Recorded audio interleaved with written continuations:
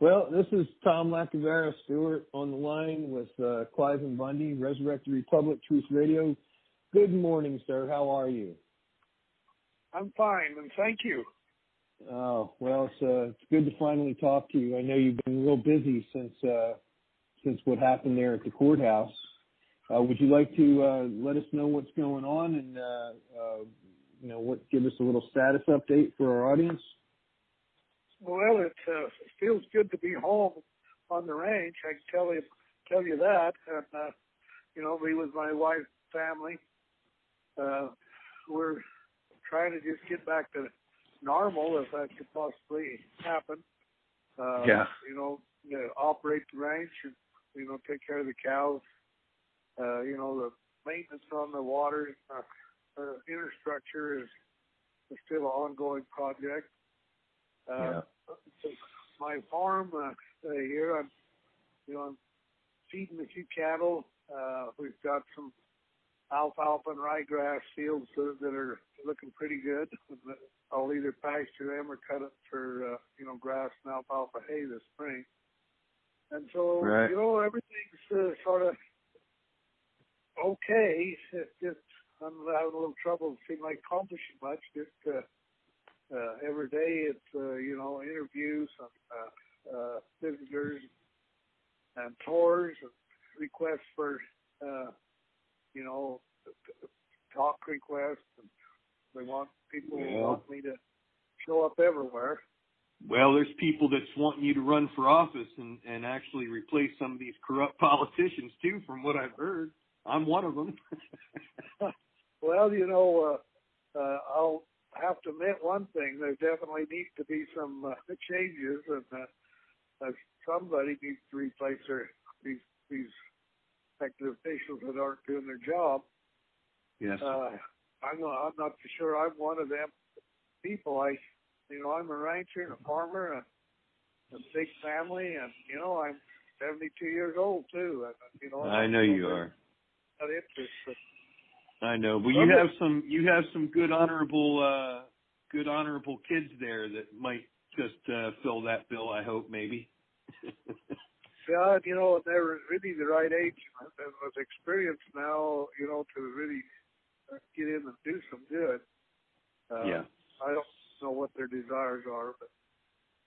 Well, we can only hope. One of the things that concerned me with the way this trial went forward by her, declaring a mistrial and then dismissing with prejudice, I think that I agree with you with a lot of the position that I would have liked to see a jury actually toss it out. I read some of the stuff from Ryan Payne's case, and it appears to me the same thing that happened in another gentleman's case up in Alaska, Schaefer Cox, where 3 or 4 individuals may have come together and discussed things that had absolutely nothing to do with the Bundy family or events that could have been or still may be try to be used against you. But, I sat through some of those conversations, and I can testify to the fact that Ammon nor Ryan nor anybody else in the Bundy family that I'm aware of had any knowledge of any kind of anything other than standing up for the rights that were going on there that were being violated so badly. What is your position on that? Well, you're talking about the Bundy standoff in 2014. Yes. April 12, yes. 2014. No, there was no conspiracy. There was no, those people that came, 90% of them we never seen or never knew anything about, never talked to them, never asked them to come, and never, it was just guests that come, and we were honored that they felt like coming and supporting us, but we had no conversation. Even the 19 that they put in jail and spent 2 years in jail, I met most of those guys in jail. I never knew them before. Yeah, I know. Yeah, I met some that's just the same way. And I wanted to clarify that because I wanted to send a message to those politicos those that may be considering trying to go that angle. There was many of us who sat through several conversations, who knew both some of these, or met some of these individuals that were coming in, but also knew you and Ryan and Ammon, who I talked to on multiple occasions, and I knew for a fact that you guys had no idea that conversations like that were going on. As a matter of fact, most of us would, any type of conversation that would be offensive in any way, or even a glimmer of being offensive, was put down rather quickly by most of the people that I'm aware of. And I certainly know from being there in the ranch and at the ranch with Ryan, with you and Ammon, that it was nothing more than a peaceful stand for your rights. And I just wanted to send that message to prosecutors who may be thinking of you know, they're sour grapes, of course, because you've beaten them so, legally beaten them so soundly. But, you know, all of us thank you so much for the stand that you took, because the stand that you took wasn't just about the Bundys, now was it, sir? Well, let me go back and talk just a little bit about a conspiracy being formed. You know, yep. Right up, even right to almost the last minute, I had no idea that people were going to go up in that Tokwa Bush and you know, make a protest there. That was never, right. There was no plan. I never had any idea that's what anybody was going to do. We had, you know, several hundred people around there. They wanted to do something. They was there to do something, and they, you know, would visit with the sheriff. We'd give the sheriff a command to disarm those bureaucracies and those bureaucrats. And we waited there for an hour and 20 minutes waiting for the sheriff to come back and report to us. So there was no indication or anything that was going to go and have any kind of protest or a standoff, as they want to call it. And there was no intent of harm or nothing. There was well, matter of fact, didn't they tried to provoke it, and it still didn't happen. They tried to provoke a confrontation, and because of your peaceful demeanor, it still didn't happen. They couldn't get that. They just couldn't get it to happen. I think that the evidence showed that they tried to get it to happen. Is that not right? Well, yeah, and this is one of the things that what actually was even surprising to me. I mean, I had no idea that our federal government, our American government, would try to entrap a person like they had tried to trap me and try to irritate me and cause me to have some type of disturbance, or cause. What they was trying to do is get me to do something radical to where they could arrest me and indict me on a criminal charge.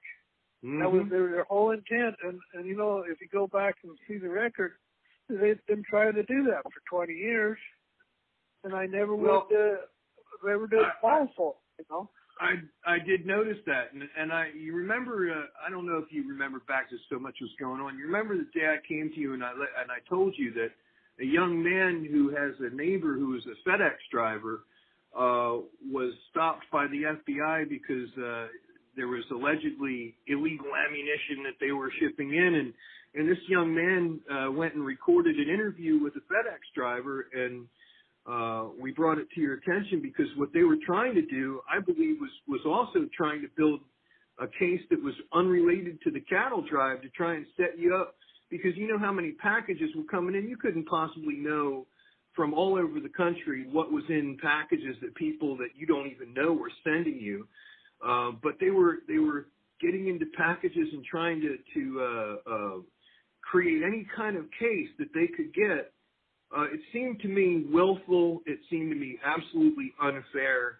And to see that level of persecution upon somebody after so many years is just, it really did open a lot of people's eyes as to how willing that they just will set you up any way they can. Well, you know, they was trying to set me up, but what was real interesting and real criminal, that the feds set their own men up to be fearful and thought we were terrible domestic terrorists and all that stuff. That was all set up to actually stir their own men up to where they was make the kill. I mean, yes. and put fear in them and all of that. And I mean, what kind of people would do that? I mean, and then you got Evil. these prosecutors that just carried this thing on and lied about it and lied to the courts and just carried it on right to the end. I mean, it was unbelievable that they would carry these lies and this force of trying to, not only indict us, but actually try to prosecute us, put us in jail for life. Yeah. They were wanting they was either wanting to kill me or put me in jail for life. Either way, they was determined they was going to do that.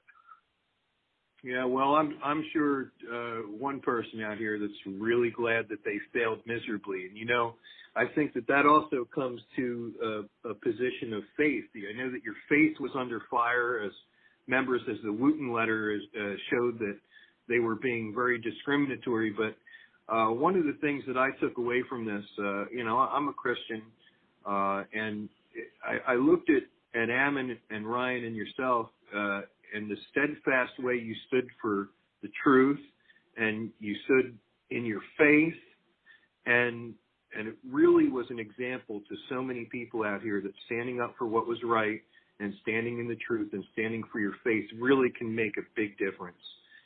It's amazing.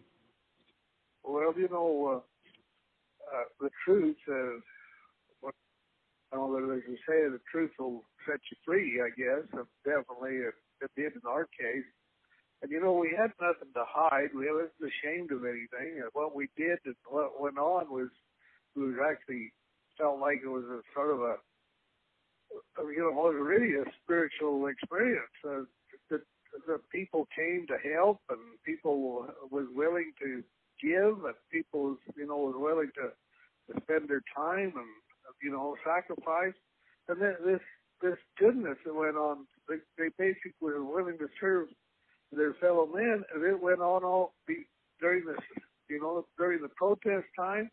It went on for, you know, the 2 years, and went on through all the time was in prison. I mean, people were very good, and they're very generous, and they sacrificed, and they spent their time. They give money, and they stood in the heat. You know, I had people stand in the heat all summer just to make sure that we was protected. And then we had people stand in the heat the last 2 years and, you know, protesting this. Jail time was we spent. It was unbelievable. But I can relate. I'm one of them, and I remember. I'll never forget my mother showing me the video of Aunt Margaret being thrown down to the ground, and the incident that happened out there, and she had tears running down her face, and she looked up at me, and she knows who I am and what I stand for. She looks up at me and she says to me, "Shall I book your ticket for you, son?" I mean, families all across America had that same reaction when we see Americans who are just being treated in ways that we see totalitarian regimes in past history treat their citizens in horrible manners. We all came from all over the country. I'm proud to have stood there with you, and I would do so anytime, and I'd do so again. I just, God bless you and your family, with all my heart, and all our listeners have supported you through this, and we're going to continue to do so and continue to cover this because, you know, I'm hoping that this is over, but after the recordings that were released, and you know, I got a kind of, a bad feeling in my stomach about that attempt to set up. Well, you know, the thing that happened on that, we call it entrapment. It was trying to entrap us, and, you know. But here was the thing, you know, when there was 3 trials, and, you know, the first 2 trials, the judge really didn't allow any evidence coming from, you know, the Bundys. On the Bundy side at all. Those people that were in those first 2 trials didn't have even a fair chance. It was amazing that the jury could see through what was going on and did as good a job as they could.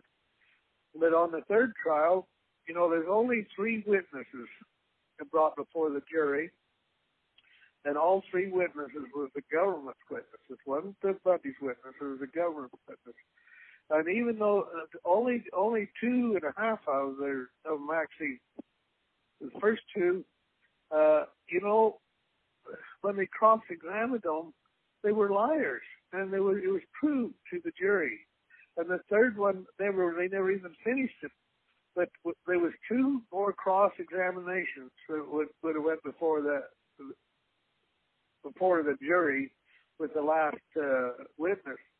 And if the judges allowed that court to go on, within the next 2 hours, would have exposed the government and embarrassed them. And if they want to bring us back to trial again, we'll expose them and embarrass them even more so.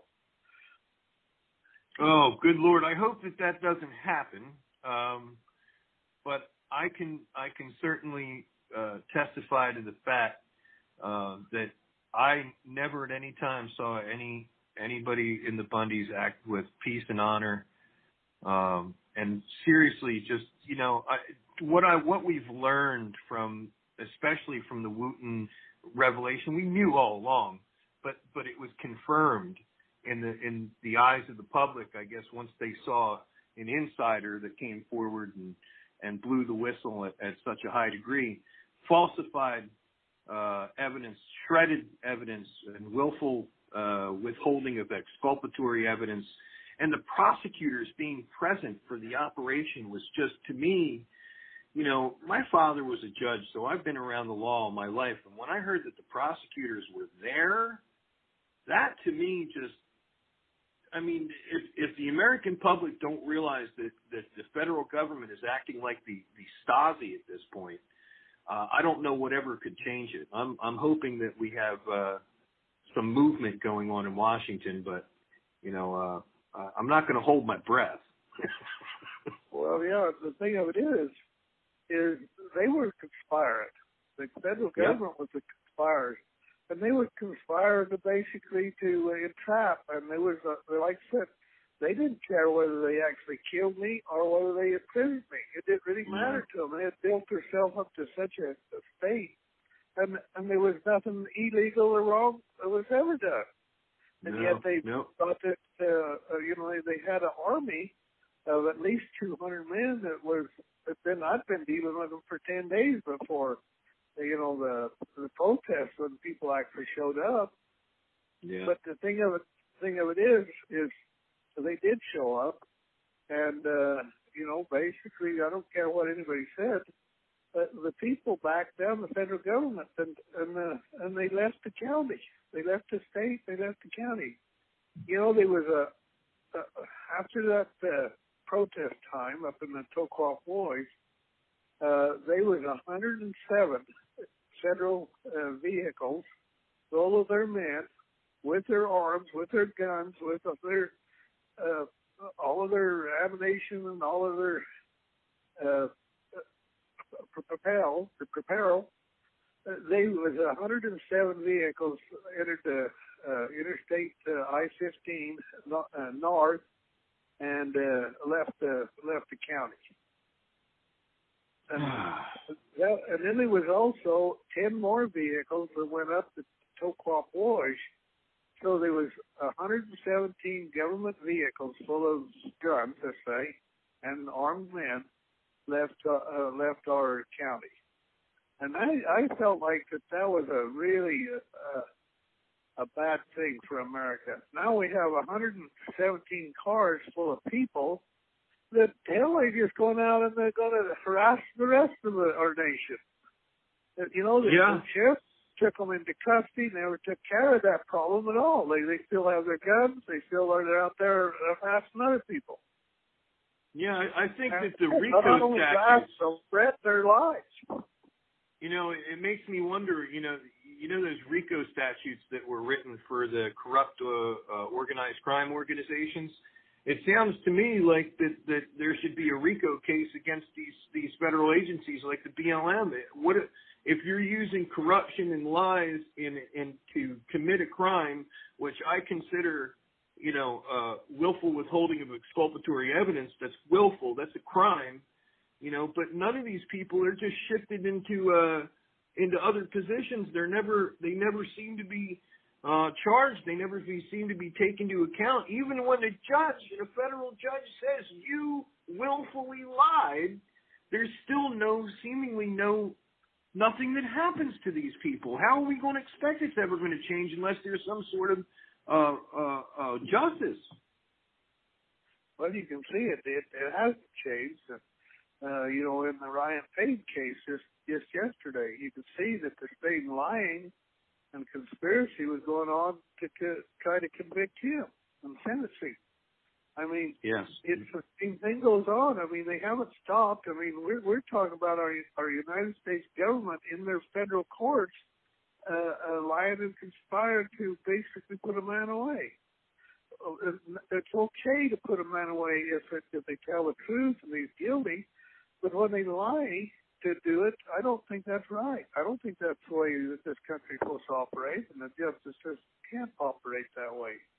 If they operate that way, if they operate that way, people are going to lose total trust in them, and I think we already have. That's what's wrong with our country. Yeah, that is what's wrong with the country.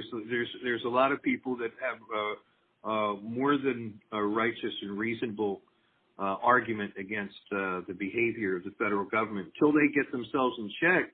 You know, I like to think I loved Ron Paul. I like to think that Trump was going to drain the swamp, as he said, and all of that. But I don't see any of these prosecutors being taken to task. I just don't see it happening. And you know, I don't want to be pessimistic for the folks out there listening, but you know, I think it's really important that we get honorable people in local positions from the ground up. If we don't take that back, our country from the ground up, from the county level on, we're going to lose this thing. And I hope and pray that some good people that have been inspired by your story take to office there in Nevada and change things around. Is there anybody that you know of that you support that's running for any positions there? Well, you know, I wish I did know, and you know, I don't know. You know, I wanted to make this statement. You know, I've had politicians, you know, over the years, they want to know how or what they can do to help, and you know, most of them are all seeking to be like a senator or representative of the United States, or they want to go and be, in the state legislature. And I told them over and over, I said, if you want really real power and really have a say in what goes on, you need to become a county commissioner at the local level. That's where our Constitution gives the people their power. That's where the Constitution gives the people a republic form of government, is at the local level. You know, there's some thing to be said about state government, and there's some things of state government functions that state government should do, and we should have representatives of state government. But most everything should be done at the county level, and then we, you know, and then we look at the federal level. Yeah, there's some things that need to be done at the federal level, but very few things. They have very few things to do with our state and county. They dealing with the foreign nations mainly, and that's what they should be doing. And it's okay for we the people to send somebody to Washington, D.C. to do that, but they don't have no business coming back and dealing within our state and our county. That's what I said about Harry Reid. I said, Harry Reid, we the people of Nevada have elected you to go to Washington, D.C. and do a job. Now, Harry, get to Washington, D.C. and do your job. But don't be coming back to Nevada and tell us what to do here. Because we didn't elect you.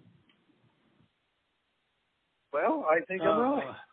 I think you're right, too. Study the Constitution. You can study the Constitution. That's what our founding fathers meant to happen. Yeah, I laugh because I think it's so refreshing.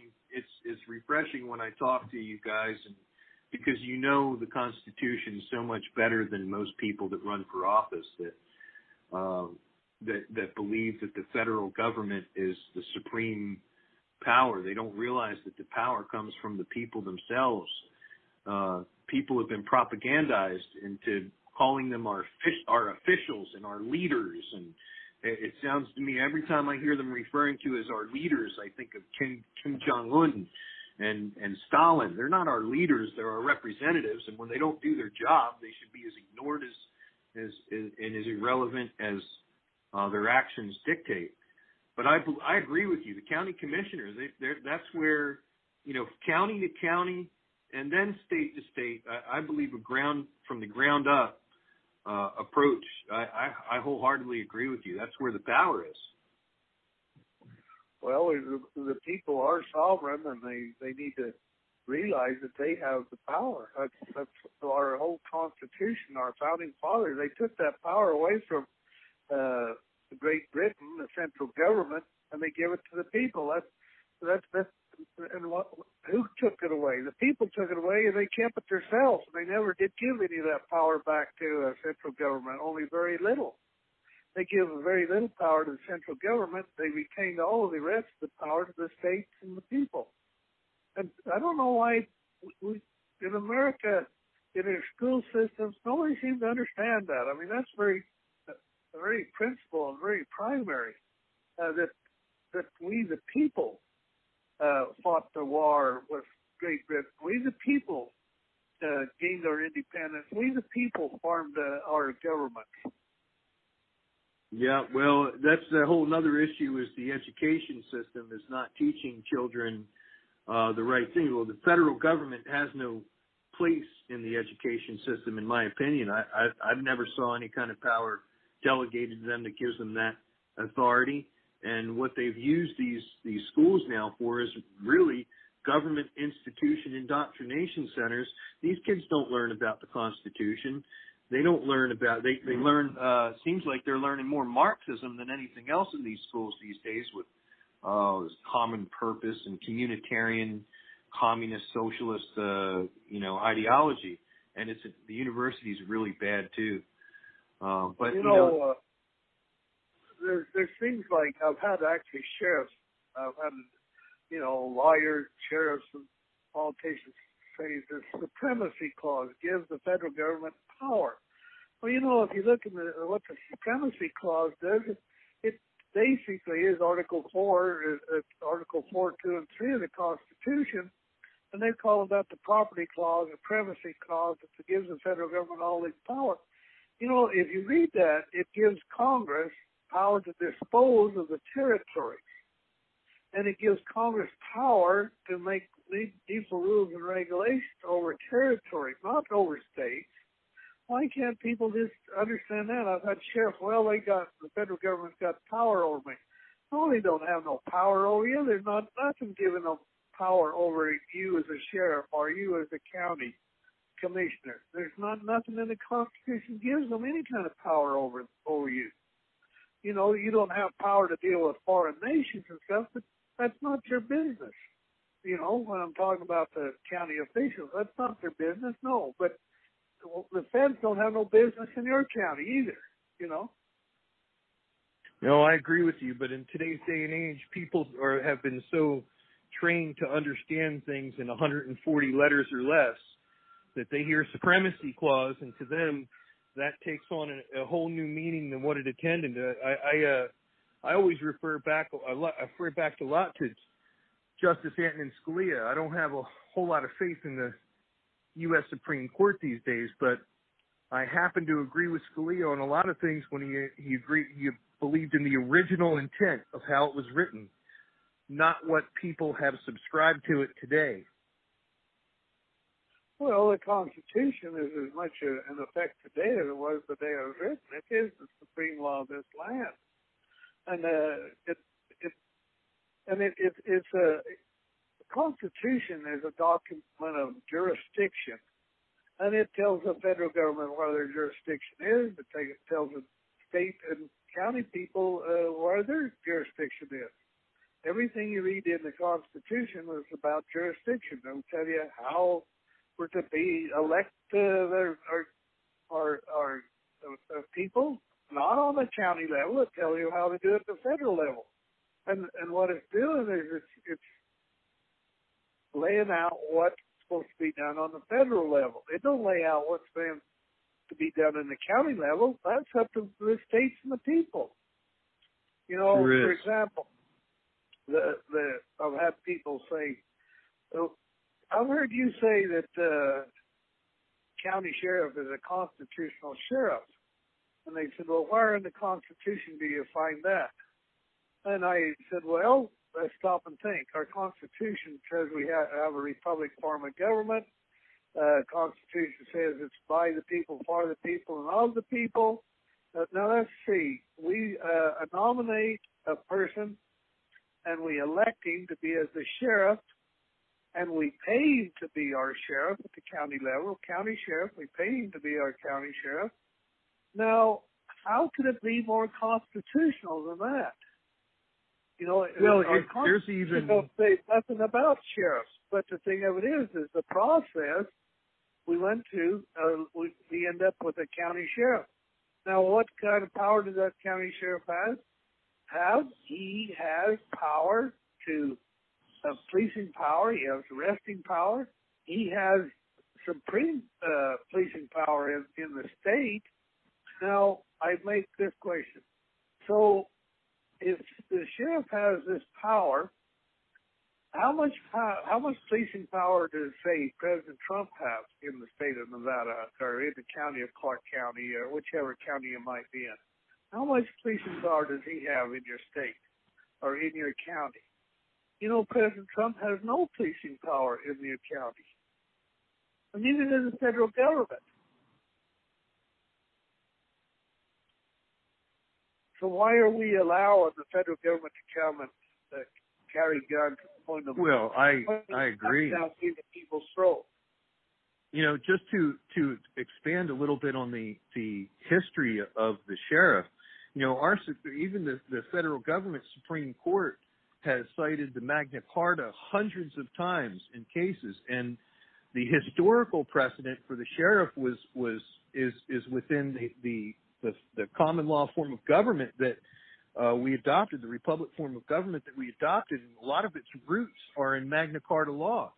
The whole purpose for the county sheriff is set in American jurisprudence by the heredity of Magna Carta, Declaration of Independence, Articles of Confederation, Constitution, Bill of Rights. People don't understand it's a framework. That's what my father taught me. He was a judge. He said that you have to look at the American form of government like you look at a house when it's built. And its house was built on the Bible, the Magna Carta, the Declaration, the Articles, and the Constitution, and the Bill of Rights. And you can't just pull a piece of that foundation out without the whole rest of the house collapsing.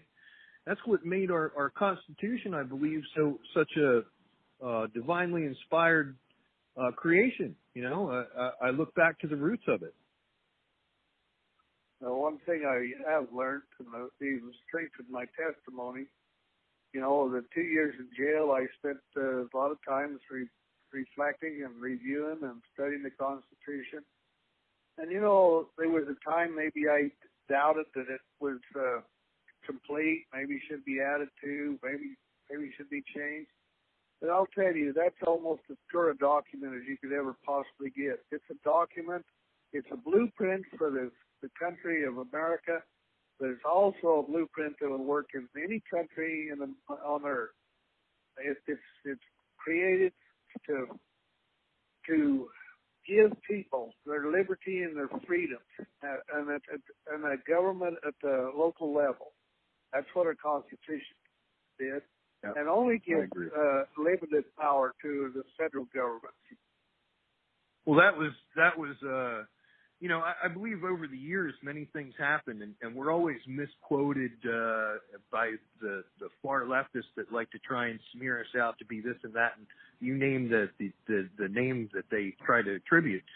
But, you know, the Civil War had pluses and minuses, and one of the minuses that came after it, I believe, was and I shared this with Ammon when we were in Pahrump, was the 14th Amendment and how the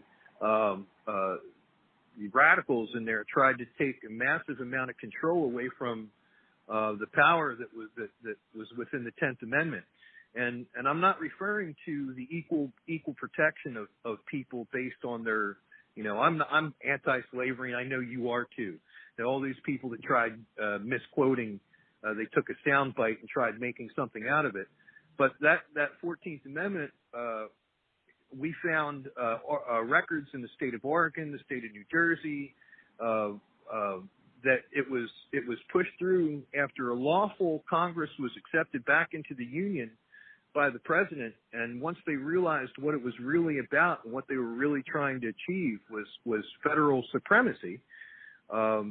My representative, Senator Stockton, went back to the New Jersey Senate, to the House floor, and he said that the integrity of the United States Senate had been molested because he viewed the 14th Amendment as an attack upon the Constitution, attack upon the Bill of Rights, the 10th Amendment, which, of course, the power that's not reserved to the federal government is delegated to the people. That's where they retain their power. So that whole U.S. citizenship thing and the concept that people have of the jurisdiction of D.C. being in every state is repugnant to the Constitution. Marbury v. Madison, anything that's repugnant to the Constitution is null and void. Do you think these men didn't know that subverters would come along and try and take what sounds to be a really good purpose, like we're seeing in Florida, for instance, there a federal grant program that was supposed to stop the kids to prison pipeline. And what we found in Broward County in our investigation is that the officials there, God, it was the county sheriff that's mostly behind this, letting this happen.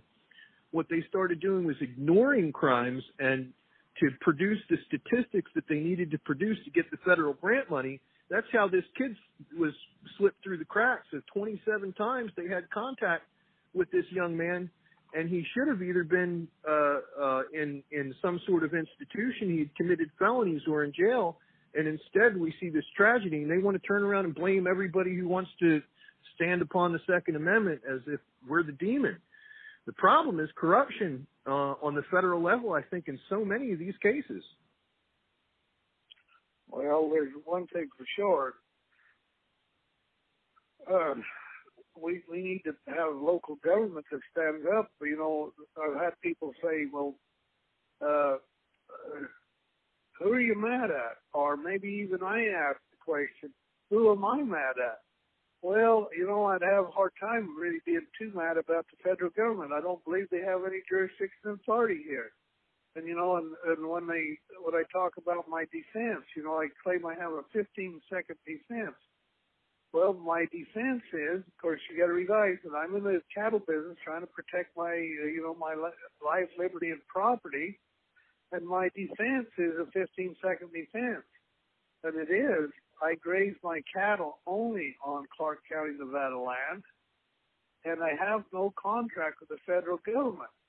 So in this case of, about Bundy Ranch, as far as I'm concerned, the federal government has no part of it. They don't have no jurisdiction authority. They shouldn't even be here. I shouldn't be in their court. And so what I say about the court is you don't have no jurisdiction authority over me, and I don't recognize this court as having any jurisdiction authority over me because I'm not involved in I'm not a party of the federal government, and I do not graze my cattle on federal government land. And so who am I mad at? I'm not mad at the federal government. I say they have no jurisdiction and authority. But who would I be mad at? Well, I could be mad at the county sheriff for not protecting my life, liberty, and property. I could be mad at the governor of the state of Nevada because he didn't protect my life, liberty, and property. And I could be mad at the agriculture department because the Nevada State Brand Inspector I pay him to protect my cattle, and he allowed them to be stolen.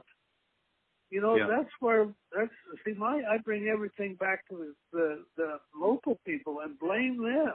They're the ones that allowed this to happen, and that's the same thing that's happened in our schools and our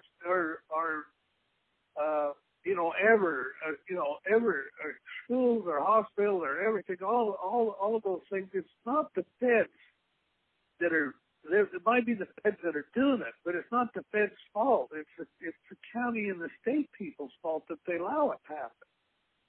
Yes, I agree with you there. It's an abuse, I believe, of the Commerce Clause especially, but that they think that just gives them the right to regulate anything that's ever bought or sold. And, you know, it's a warping of what the intent was, which leads me back to the original intent or the originalist doctrines of the Constitution. You have to apply it for what it is. And jurisdiction, I'm glad that you mentioned that, because there's been a lot of misinformation in the press about Cliven Bundy doesn't recognize that the federal government exists or has any authority. That's not true. What the argument is a jurisdictional argument. What you're arguing is that they don't have jurisdiction in your specific case, and this is misinformation that they're pushing out there to try and make you sound like you're anti-government. I know, and the government does that, but the media does it. They do it on purpose too. Because, you know, I pledge allegiance to the flag of the United States of America, and I believe that the United States of America has jurisdiction over certain things, but they don't have no jurisdiction over me in Nevada at my ranch, and I have no contract with the federal government, so there's no tie, there's no party tie. And then you read in the Constitution, I'm not a party of the federal government, and the government's not a party of me. That's what I'm saying. I mean, it's not that I don't believe in the federal government, and I don't believe in America, you know, but I don't believe they have jurisdiction authority over this case. They might have jurisdiction authority over lots of other cases. They don't have it over my case here. I agree. Yeah, I think that needs to be said. One of the clips that I'm going to take from this is that right there, because I've had this argument constantly with people who try and say, well, Cliven Bundy doesn't recognize, how can he claim to be American? He doesn't recognize that the government has any authority. And so you don't even know what you're talking about. A republic form of government exists to have checks and balances. And if every department of government, from the federal government right on down to the county, believes that the federal government is absolutely supreme, there went all of your checks and balances. That's not a republic form of government. Yeah, that's only a central government. That's like a king or socialism or whatever you want, communism, where you got somebody that's ruling. In America, we're already broke down into subdivisions. And the subdivision I live in is Clark County, Nevada, and we have an elected sheriff, and he has the policing power. And what was I doing at the time of this so-called standoff? I wasn't the protest against the federal government. I was protesting against my county sheriff. It was his job to protect me. And if he wouldn't protect me, that's why we the people came to do it, because he wasn't protecting me. He didn't protect my Aunt Margaret. He didn't protect the Hammonds from getting tased. He didn't protect Davies from getting thrown to the ground and handcuffed and abused and took to their federal jails and all of that. He didn't protect his people. And so what are we doing? We the only thing we can do is to protest and petition him to do his job. And that same thing was happening in Oregon.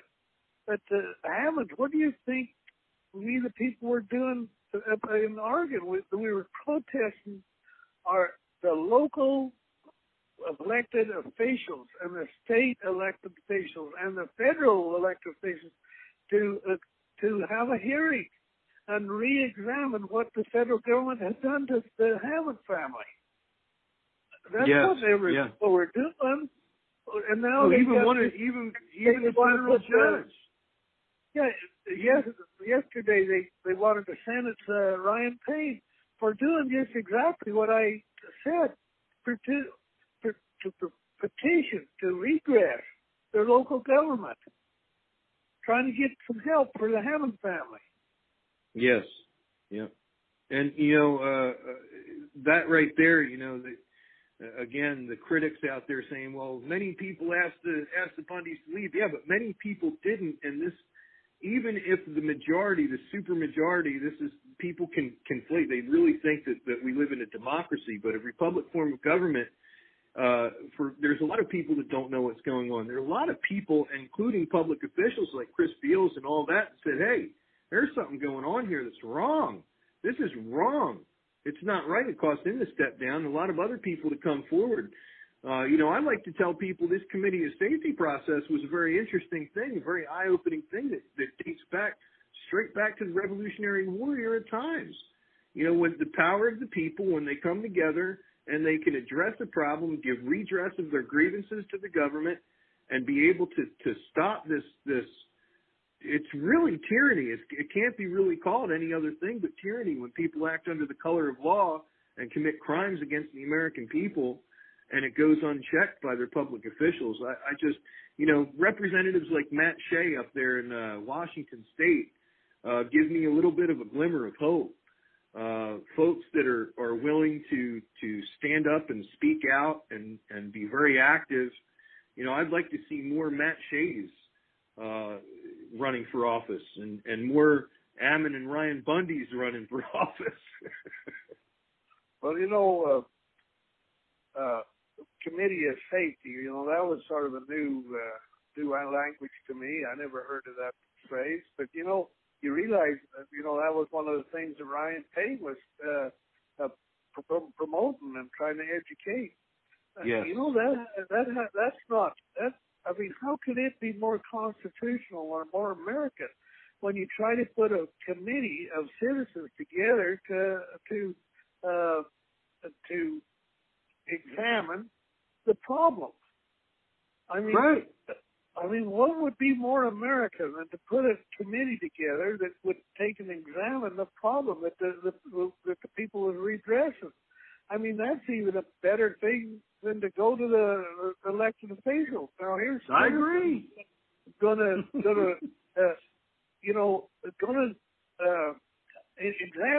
They're going to examine what's going on here in their county. I mean, how could it be better than that? I mean, in my opinion, it can't be better than that. No, they're going to redress their local and county, state, and federal officials, but who would be better to redress them than a committee of we the people? I mean, right, and you can come to peaceful resolutions that way. Yeah, and that's what they sent Payne for. What 37 months to prison? Yesterday they did that for a man that basically was promoting that type of a government, that type of an action, that type of a redress, that type of freedom. Yeah, I know. What's wrong with our court? Well, I know what's wrong with the court. They're in the wrong court. They're in a federal court. Federal court shouldn't have nothing to do with that case in Oregon.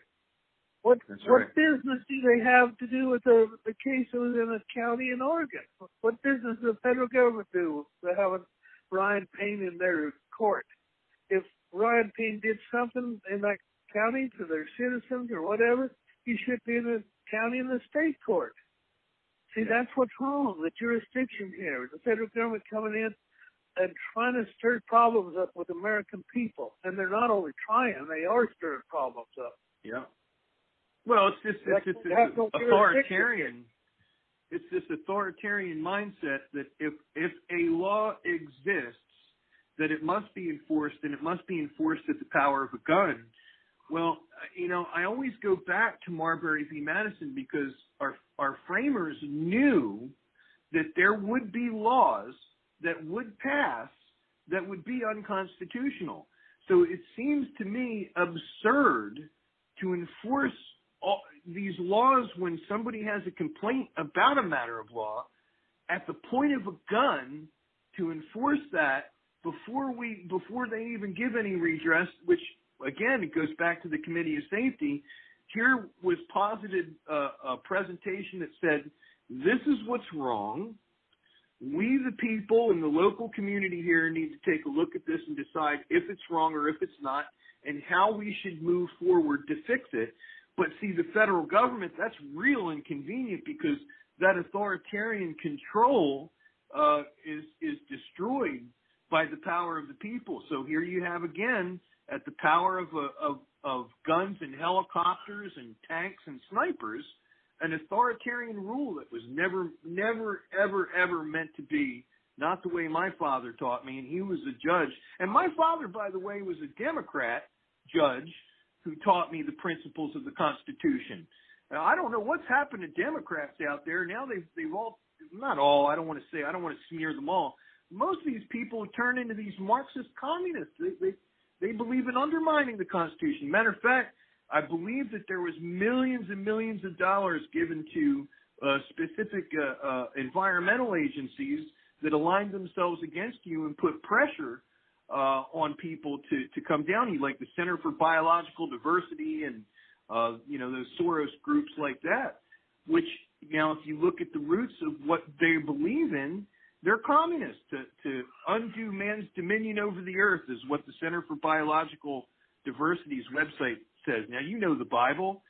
When they're starting off with the phrase that they need to undo man's dominion over the earth, they're taking a pot shot, a shot straight at biblical Christianity. I mean, they're making war in their own words, and most people, they don't even see this. They don't even realize it. Well, let me tell you something, that these environmental groups, they act like they run the world. But let me tell you, when it gets right down to it, there's very few of them. They have very little power. They have very little influence. Their power and influence is all in buying these politicians out. And they get the government grants. They get all these things. They get their money. They steal their money from, say, the old lady that has got her husband's gone. She got the money, and so she died, so she donates it to these environmental groups. I mean, that's why they actually steal the money from an old lady. And then they go and they buy these politics and they get these grants, and then they sue the government, and then the government settles with them. It's all a bunch of phoniness, and only a few people involved. We can blame the Democrats, we can blame the Republicans, but the people just don't understand what's going on. It's not a lot of people. It's just a few corrupt people, but it is a lot of bureaucracy. The bureaucrats are really making really nice wages, and they're making nice retirements. They got really nice health and welfare programs. It's the bureaucracy has now become the king, I guess is what you're going to say. They have the power, and they get paid, and they're doing just fine. It's we, the people, the producers, that's now sort of, we're tired of paying the bill. Well, sir, my audience is with you. I'm with you. I stood with you at the Bundy Ranch. I stood with your sons at Malheur. I believe in the cause of freedom, and I believe in the Constitution. And even more importantly than that, I believe in the Holy Bible and God himself. But, I want to thank you very much for being with us today. I don't want to take any more of your time up. I want to be able to do this a little bit more frequently and not so take up too much of your time. But for Resurrect the Republic and my audience out there, if you'd give a shout out to them, and God bless you and your family, sir. Yeah, what I'd like to tell your audience is, freedom is important. Our Constitution is a blueprint for our nation. It's a blueprint for any nation.